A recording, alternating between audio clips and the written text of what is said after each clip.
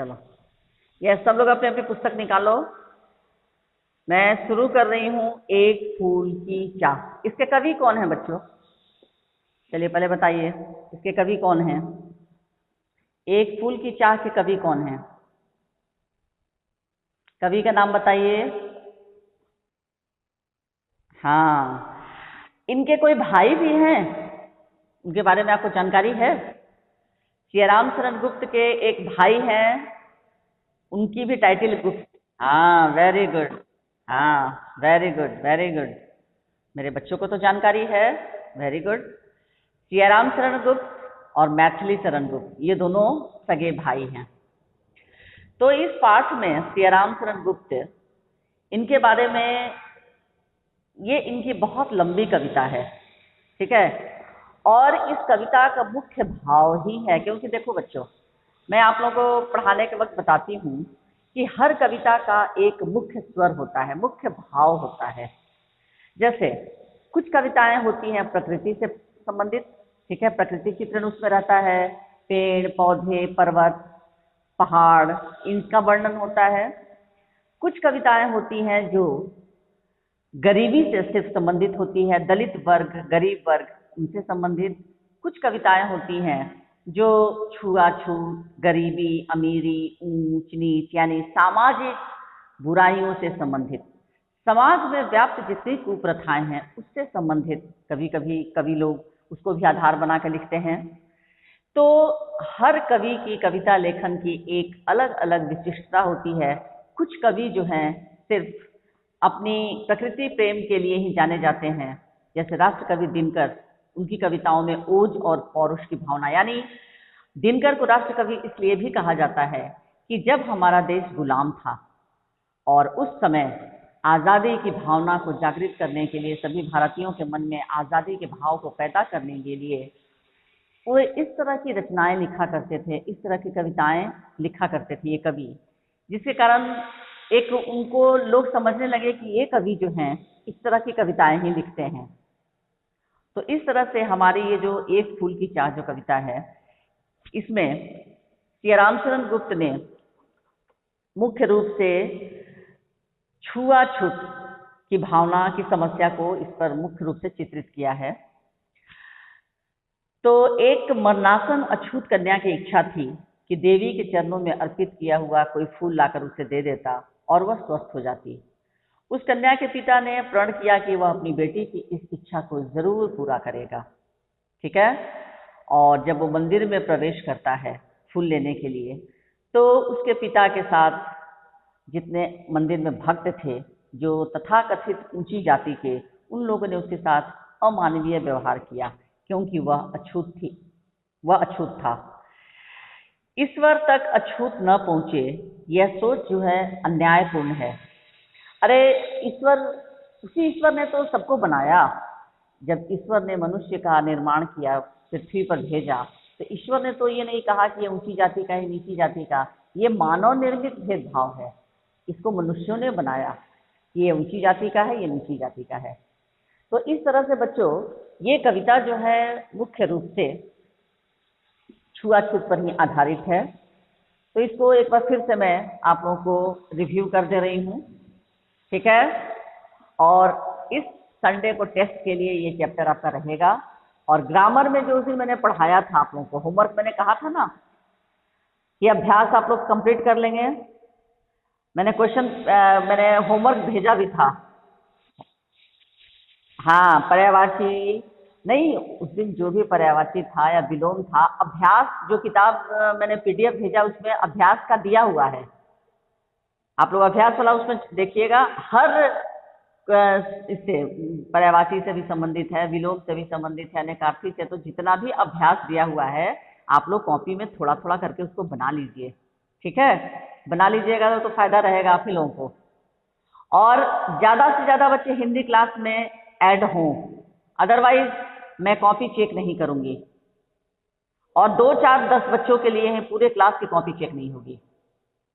ये ध्यान रखेंगे आप लोग, क्योंकि देख रहे हैं कि दोनों सेक्शन मिला के कम से कम 80 स्टूडेंट हैं, तो कम से कम 75, 78 स्टूडेंट क्लास में रहना चाहिए।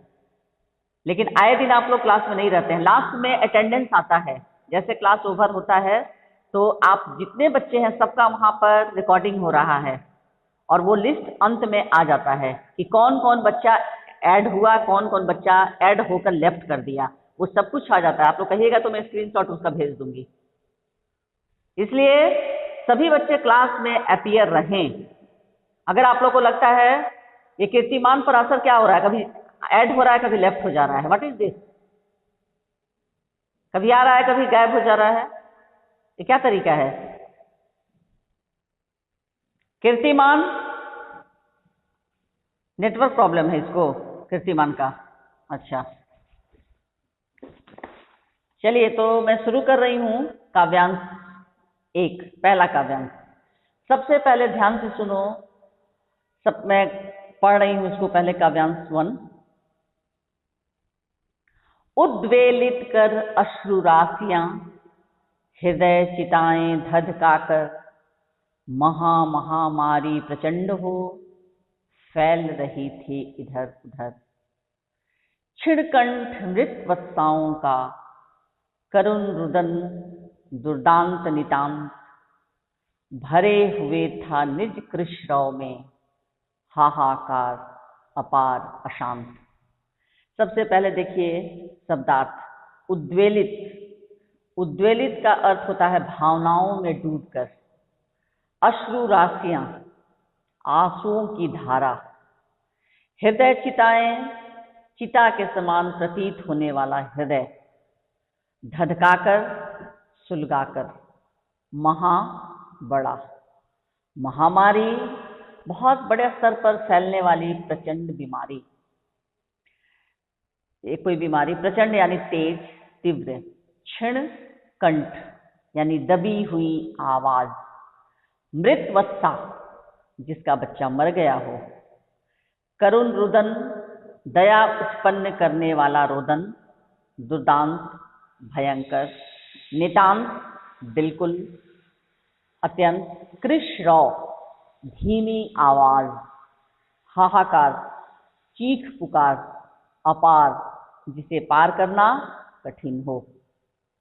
अब यहां देखिए पहले पद काव्यांश में कवि सियाराम शरण गुप्त क्या कह रहे हैं इस पहले वाले काव्यांश में, कि एक गांव है, उस गांव में चारों तरफ महामारी फैली हुई है, जिसके कारण लोगों की आंखों से लगातार आंसू बह रही हैं। उद्वेलित कर अश्रु राशियां, हृदय चिताएं धधकाकर, और उनके हृदय जो है वो चिताओं की भांति सुलग रहे हैं। जिस तरह से चिता में अग्नि जब लगा दिया था, आग लगा दिया था, तो क्या होता है, चिता जो है वो धाएं धाएं करके धूं धूं करके जलने लगती है। तो यहाँ जो गांव में रहने वाले जो लोग हैं, उनके हृदय की तुलना कवि ने किससे की है? चिता से।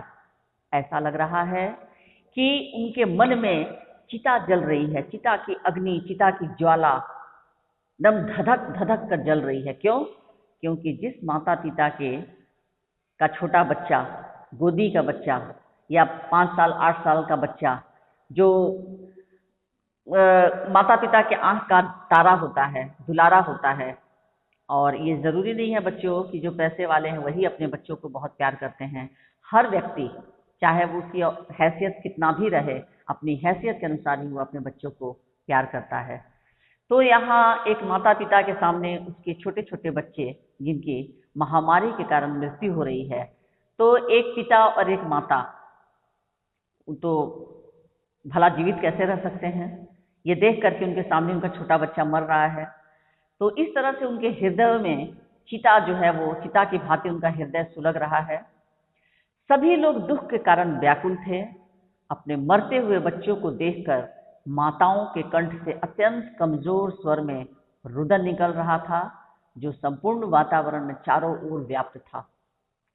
यानी हर घर से, कवि यहाँ कह रहे हैं सियाराम शरण गुप्त, जस्ट कल्पना कीजिए कि एक गांव है जहां महामारी फैली हुई है और हर घर से रोने की आवाज आ रही है। चारों तरफ ऐसा लग रहा है कि अभी कुछ लोग चिता जला के आ रहे हैं और फिर जैसे गांव में आते हैं पता चलता है कि फिर 2 बच्चों की मौत हो गई। फिर लोग जा रहे हैं, चिता जला रहे हैं, फिर आ रहे हैं, तो फिर पता चल रहा है कि 3 बच्चों की मौत हो गई। यानी ये सिलसिला जो है थम नहीं रहा है। और इस तरह से लोगों की आंखों से लगातार आंसू बह रहे हैं। तो ऐसी स्थिति में चारों तरफ रुदन यानी रोने की आवाज फैली हुई है और माताओं का कंठ स्वर जो है, क्या होता है, मनुष्य जब किसी दुख को सुनता है और जब वो रोना आरंभ करता है तो शुरू में उसकी आवाज बड़ी तेज होती है। रोते रोते रोते लगातार उसका कंठ जो है धीरे धीरे मंद होने लगता है, क्योंकि रोने की भी एक सीमा होती है। रोते रोते इंसान जब थक जाता है तो उसकी रुदन जो है हिचकी में बदल जाती है और फिर धीरे धीरे हिचकी भी शांत हो जाती है और आंखों से लगातार अश्रु की धारा बहती रहती है। तो ऐसी स्थिति गांव में पूरी फैली हुई है। चारों ओर ऐसा लग रहा है कोई किसी को ढांढस बंधाने के लिए दो शब्द किसी के पास नहीं है, क्योंकि हर व्यक्ति अपने अपने घर में अपने छोटे छोटे बच्चों के मृत्यु का दुख झेल रहा है। तो ऐसी स्थिति का कवि सियाराम शरण गुप्त ने चित्रण किया है। बात समझ में आई बच्चों? पहला दृश्य समझ में आया सबको? हाँ, बोलो, जल्दी बोलो, जवाब दिया करो तुम लोग। तो ये पहला दृश्य था। दूसरा दृश्य, बहुत रोकता था सुखिया को, न जा खेलने को बाहर, नहीं खेलना रुकता उसका, नहीं ठहरती वह पल भर। मेरा हृदय कांप उठता था, बाहर गई निहार उसे, यही मनाता था कि बचा लूं किसी भांति इस बार उसे। अब ये पल भर शब्दार्थ देखिए, पल भर यानी थोड़े समय के लिए। हृदय कांपना यानी भयभीत होना, डरना। निहार, निहार मतलब देखकर। अब इस दूसरे दोहे में कवि सियाराम शरण गुप्त क्या कर रहे हैं कि प्रस्तुत पंक्तियों में कवि कह रहे हैं कि सुखिया का पिता बार बार अपनी बेटी को बाहर जाकर खेलने के लिए बहुत मना करता है, क्योंकि सुखिया भी छोटी है, बच्ची है, बाकी बच्चों के साथ वो भी चली जा रही है खेलने, उसको क्या पता कि ये महामारी क्या है। लेकिन सुखिया का पिता जब दूसरे बच्चों को के बारे में सुनता है कि उसकी मृत्यु हो गई तो उसका भी मन कांप उठता है, वो भी भयभीत हो जाता है और वो अपनी बेटी को कहता है कि बेटा बाहर खेलने मत जा। किंतु वो छोटी सी बच्ची बहुत हठी भी है और बच्चे अक्सर चंचल भी होते हैं। मना करने के बावजूद भी सुखिया नहीं मानती अपने पिता की बात और वो बाहर खेलने चली जाती है, क्योंकि सुखिया को घर में रुकना अच्छा नहीं लगता है और उसका पिता बाहर जाकर उसको देख आता है कि क्या कर रही है, खेल रही है, लेकिन अंदर ही अंदर यही मनाता था कि बचा लूं और भगवान से अंदर ही अंदर मन ही मन प्रार्थना कर रहा है कि हे भगवान, किसी तरह मेरी बेटी इस महामारी की चपेट में न आए। और ये सुखिया का पिता ही नहीं बच्चों, हर माता पिता, आपके माता पिता भी अपने बच्चों की, आप लोगों की सलामती के लिए हमेशा ईश्वर से प्रार्थना करते हैं कि जब अभी देखिए ये कोरोना क्या है बच्चों, महामारी ही न है? हाँ बताइए। तो इस महामारी में आप लोगों को स्कूल क्यों नहीं आने दिया जा रहा है? इसीलिए कि हर माता पिता और हम टीचर यही सोचते हैं कि हमारे बच्चे सुरक्षित रहें, क्योंकि आप लोग हैं तो हम लोग हैं। अगर बच्चे ही हमारे नहीं रहें, स्वस्थ नहीं रहें, बीमार हो जाएं और ईश्वर न करे कुछ हो जाए बच्चों को, तो फिर ये स्कूल किस काम का, ये माता पिता और हम शिक्षक किस काम के? क्योंकि आप लोग हैं तो हम लोगों का अस्तित्व आप ही लोगों से है, क्योंकि आप ही लोगों को पढ़ाने हम लोग यहाँ आते हैं। लेकिन अभी ये महामारी ही फैली हुई है और इस महामारी के समय में हर माता पिता, आपके माता पिता भी चाहते होंगे कि मेरा बच्चा बाहर नहीं जाए, जितना अधिक से अधिक घर में रहे, चाहते हैं ना? बताओ। हाँ, और घर में भी बच्चा और कहीं ले कभी जाते हैं तो सैनिटाइजर, मास्क के साथ कि मेरे बच्चे को कुछ ना हो। तो इसी तरह से गांव में महामारी फैली हुई है और ये आपकी जो कोरोना कोविड-19 पूरे विश्व में फैली हुई है। सिर्फ एक गांव नहीं, सिर्फ एक शहर नहीं बच्चों, बल्कि पूरा विश्व इस समस्या से जूझ रहा है, इस महामारी से जूझ रहा है। ठीक है? तो इसमें सुखिया का पिता जो है वो भयभीत रह रहा है। अब काव्यांश 3 में देखिए, भीतर जो डर रहा छिपाए, हाय वही बाहर आया। किसी का माइक ऑन है, माइक ऑफ करें। किसी बच्चे का माइक ऑन है, माइक ऑफ करें। किस बच्चे का माइक ऑन है? हाँ, माइक ऑफ कीजिए। भीतर जो डर रहा छिपाए, हाय वही बाहर आया। एक दिवस सुखिया के तन को ताप तप्त मैंने पाया। ज्वर में विभल हो बोली वह, क्या जानूं किस डर से डर। मुझको देवी के प्रसाद का एक फूल ही दो लाकर। दिवस यानी दिन, तन यानी शरीर, देह तन का मतलब शरीर या देह, ताप तप्त ज्वर के कारण गर्म, और विभल यानी दुखी भाव। इसमें सुखिया के पिता इस काव्यांश के बारे में क्या कह रहा है कि सुखिया के पिता का कहना है कि उसके मन में भी यही डर रहता था कि मेरी बेटी इस महामारी की शिकार न हो जाए, और इसी डर से वो हमेशा भयभीत रहता था। लेकिन अफसोस, भीतर जो डर रहा छिपाए, हाय वही बाहर आया। यानी जिस डर से भयभीत रहता था सुखिया का पिता, वो डर उसका बाहर आ गया। कैसे आ गया? यानी एक दिन उसने देखा कि सुखिया का शरीर बुखार के कारण तप रहा है, और वह बुखार से पीड़ित होकर पता नहीं अक्सर क्या होता है बच्चों कि जब किसी इंसान को बहुत ज़्यादा बुखार हो जाता है तो वो कुछ भी बकने लगता है, मुंह से कुछ भी बेमतलब की बातों को भी बोलता है, कुछ ऐसे ऐसे चीज़ों की मांग करता है जो घर के लोगों को बड़ा आश्चर्य लगता है, और लोग डर भी जाते हैं घर के लोग, है ना। तो सुखिया का पिता भी भयभीत हो गया, क्योंकि बुखार की अवस्था में ही सुखिया अपने पिता से कहती है कि मुझे माँ भगवती के प्रसाद का एक फूल लाकर दो। माँ भगवती यानी दुर्गा माँ के चरणों पर चढ़ाया हुआ एक फूल लाकर दो।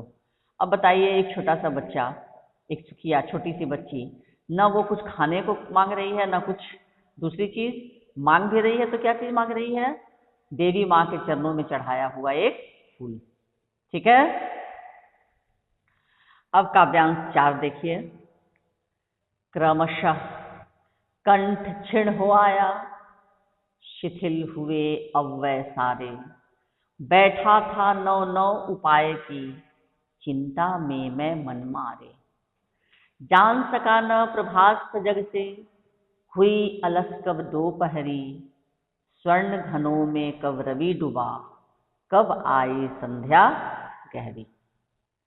अब यहां देखिए, क्रमशः यानी क्रम से धीरे धीरे, कंठ गला, क्षीण कमजोर, शिथिल ढीला, अव्यय शरीर के अंग, नौ नौ नया, प्रभात सजग चहल पहल से भरी सुबह, आलस आलस्य से भरा, स्वर्ण घन सुनहरी घटाएं, रवि यानी सूरज, संध्या सांझ या शाम। अब इसमें कवि सुखिया की दिन प्रतिदिन बढ़ती बीमारी का वर्णन करते हुए कहता है कि क्रमशः कंठ क्षीण हो आया, यानी सुखिया की आवाज़ जो है धीरे धीरे क्षीण होने लगी, कमज़ोर होने लगी, और शिथिल हुए अव्यय सारे, और उसके शरीर का एक एक अंग यानी हाथ पैर, उठना बैठना सब धीरे धीरे कमज़ोर होने लगा। और सुखिया का पिता अपने इस बेटी को, उसको कमज़ोर होते हुए, उसको बिस्तर पर पड़े हुए देखकर बहुत दुखी होता था। सोचता था कि हे भगवान, कौन सा ऐसा चमत्कार, कौन सा ऐसा मैं काम करूं कि मेरी बेटी फिर पहले की तरह ठीक हो जाए और फिर पूरे घर में धमा चौकड़ी मचाते रहे। क्योंकि अक्सर बच्चे घर में धमा चौकड़ी मचाते हैं, बाहर खेलते हैं, घर में खेलते हैं, तो माता पिता देखकर थोड़ी देर के लिए तो डांट देते हैं, डपट देते हैं, लेकिन फिर वही बच्चा जब या तो बीमार पड़ जाए या नहीं रहता है तो माता पिता के लिए जीवन जीना बड़ा मुश्किल हो जाता है। तो सुखिया का पिता बार बार यही सोच रहा था कि कब मेरी बेटी ठीक हो जाए और कब वो फिर पहले की भांति ही बाहर खेलने लगे।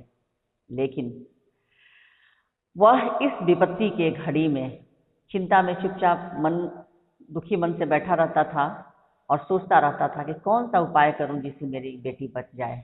और वह इस चिंता में इतना खोया रहता था, जान सका न प्रभात सजग से, हुई अलस कब दोपहरी। वो ये जान नहीं पाया कि सवेरे से कब दोपहर हो गई और दोपहर से कब सांझ हो गई। और इस तरह से सुखिया का पिता, यानी सोचिए एक व्यक्ति जिसके घर में उसकी बेटी बीमार है और ऐसी स्थिति में है कि किसी भी क्षण उसकी मृत्यु हो सकती है, ऐसी परिस्थिति में कब धूप हुई, कब अंधेरा हुआ, कब शाम हुई, कुछ पता नहीं चल रहा था सुखिया के पिता को। फिर काव्यांश 5, सभी ओर दिखलाई बीबस, अंधकार की ही छाया, छोटी सी बच्ची को ग्रसने कितना बड़ा तिमिर आया।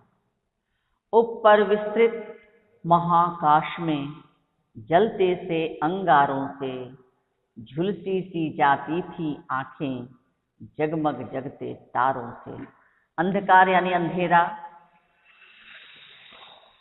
छाया यानी प्रभाव, ग्रसना यानी निगल जाना, तिमिर अंधकार, विस्तृत चौड़ा या फैला हुआ, महाकाश खुला आसमान, झुलसी यानी जली हुई।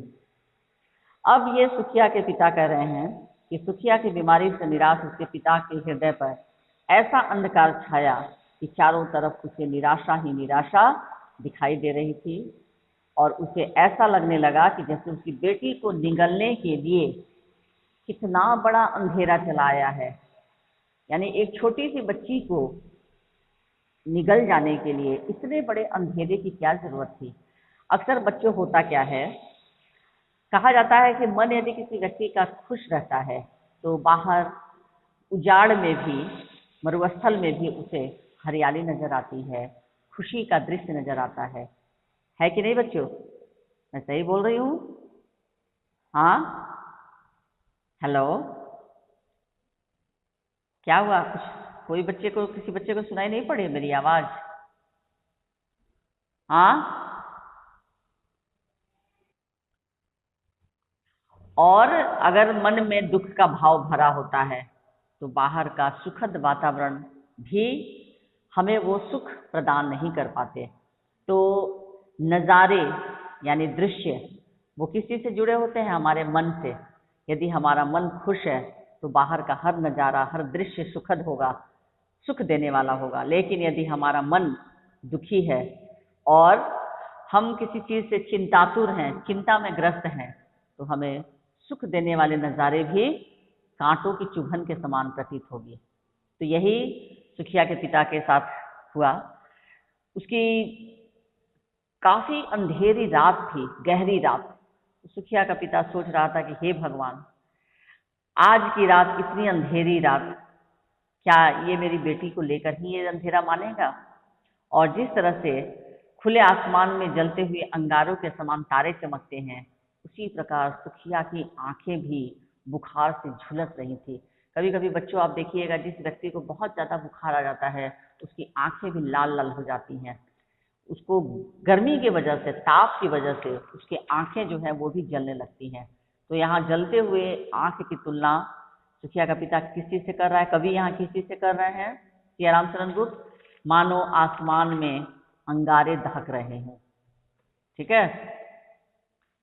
अब काव्यांश 6, देख रहा था जो सुस्थिर हो, नहीं बैठती थी क्षण भर, हाय वही चुपचाप पड़ी थी अटल शांति सी धारण कर। सुनना वही चाहता था मैं, उसे स्वयं ही उकसाकर, मुझको देवी के प्रसाद का एक फूल ही दो लाकर। ठीक है। कह रहे हैं कवि, सुस्थिर यानी पूरी तरह ठहरी हुई, क्षण पल, अटल, स्थिर, दृढ़, उकसाकर, प्रेरणा देकर, जागृत करके। यहाँ सुखिया का पिता अपनी बीमार बेटी सुखिया का वर्णन करते हुए कहता है कि जो बच्ची एक क्षण भी शांत नहीं बैठती थी, आज वही बिल्कुल स्थिर पड़ी है। यानी एक क्षण के लिए भी सुखिया घर में शांति से नहीं बैठती थी, हमेशा उछल कूद मचाना, बाहर खेलना। आज वो बिल्कुल शांत, निश्चल, बिना हिले डुले, ऐसा लग रहा है निर्विकार, कोई विकार नहीं है। ना वो कुछ बोलना चाह रही है, ना कुछ सुनना चाह रही है, ना हिल रही है, ना डुल रही है। और उसकी इस दशा को देखकर उसके पिता का हृदय ऐसा लग रहा था कि फट जाएगा, यानी इतना ज़्यादा उसका पिता दुखी है। तो ऐसे हालात में क्या होता है कि जब बच्चे बहुत ज़्यादा बीमार रहते हैं और माता पिता को लगता है कि मेरा बच्चा कुछ बोल क्यों नहीं रहा है, तो ऐसी परिस्थिति में माता पिता हिलाते हैं बच्चे को, पूछते हैं कि कुछ खाना है बेटा, कुछ चाहिए, बोलो। तो वही सुखिया का पिता भी अपनी बेटी को बार बार हिलाकर पूछ रहा है कि तुम्हें कुछ चाहिए। तो बेटी सिर्फ एक ही शब्द कहती है कि मुझे देवी के प्रसाद का एक फूल ला कर दीजिए। जब दोबारा उसका पिता आपने देख रहा है कि उसकी बेटी की स्थिति दिन पर दिन बिगड़ती जा रही है, सुधर नहीं रही है, तो वो और ज़्यादा दुखी हो जाता है, चिंतित हो जाता है और अपनी बेटी से फिर पूछता है कि क्या तुम्हें कुछ चाहिए। अब यहाँ काव्यांश 7 में बच्चों आप लोग देखिए, मंदिर का वर्णन हुआ है। ऊंचे शैल शिखर के ऊपर मंदिर था विस्तीर्ण विशाल, स्वर्ण कलश सरसिज विहसित थे, पाकर समुदित रवि कर जाल। दीप धूप से आमोदित था मंदिर का आंगन सारा, गूंज रही थी भीतर बाहर मुखरित उत्सव की धारा। अब यह शब्दार्थ देखिए बच्चों, शैल पहाड़, शिखर चोटी, विस्तीर्ण फैला हुआ, स्वर्ण कलश सरसिज यानी कमल के समान सुंदर सोने का कलश, विहसित हंसते हुए, समुदित भली प्रकार खिला हुआ, रवि कर जाल सूर्य के किरणों का समूह, आमोदित आनंद से भरा, मुखरित यानी प्रकट। यहाँ कवि मंदिर के सौंदर्य का वर्णन करते हुए कहते हैं कि ऊंचे पर्वत की चोटी पर एक विस्तृत और विशाल मंदिर स्थित है। उसका सोने का कलश सूर्य की किरणों से चमकते हुए ऐसा प्रतीत हो रहा है जैसे सूर्य की खिली हुई किरणों का स्पर्श पाकर। आप लोगों को पता होगा बच्चों कि कोई भी फूल जब वो कली के रूप में रहती है तो वो सवेरे जब खिलती है तो किस चीज़ से खिल जाती है, किस चीज़ का स्पर्श पाकर खिल जाती है, बताइए। वेरी गुड, सूर्य की किरणें जब किसी भी कली पर खिलती पड़ती है तो वो धीरे धीरे उसकी कलियां जो है वो चटकने लगती हैं और उसकी पंखुड़ियां जो है वो खिलने लगती हैं। तो कवि यहाँ कह रहे हैं कि जो शैल पर्वत के ऊपर जो शिखर है, उस शिखर के ऊपर जो मंदिर है, उस मंदिर का सबसे ऊपरी हिस्सा वो सोने का बना हुआ है और उस सोने का कलश। तो आप लोगों को पता है बच्चों कि पेड़ जो उसमें पौधे रहते हैं, पेड़ पौधे, उसकी जो कलियां हैं वो सूर्य के किरण का स्पर्श पाकर खिलती हैं। लेकिन क्या सोने चांदी की भी कलियां खिलती हैं, बताइए। सोन हाँ, गुड।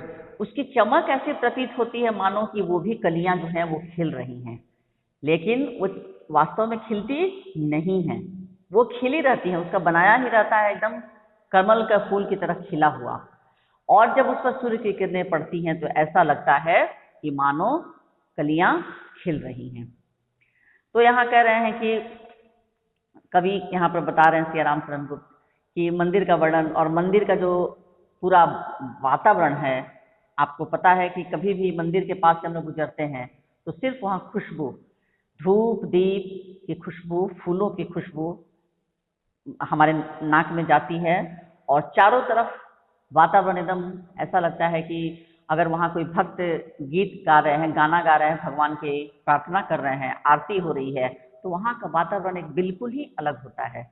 तो यहाँ कवि कह रहे हैं कि मंदिर में चारों तरफ भक्त लोग देवी दुर्गा का गुणगान कर रहे हैं, तो चारों तरफ उनकी आवाज़ गूंज रही है और अंदर बाहर का वातावरण काफ़ी खुशी का वातावरण है, क्योंकि मंदिर में लोग जाते हैं कुछ याचना करने, कुछ मांगने जाते हैं।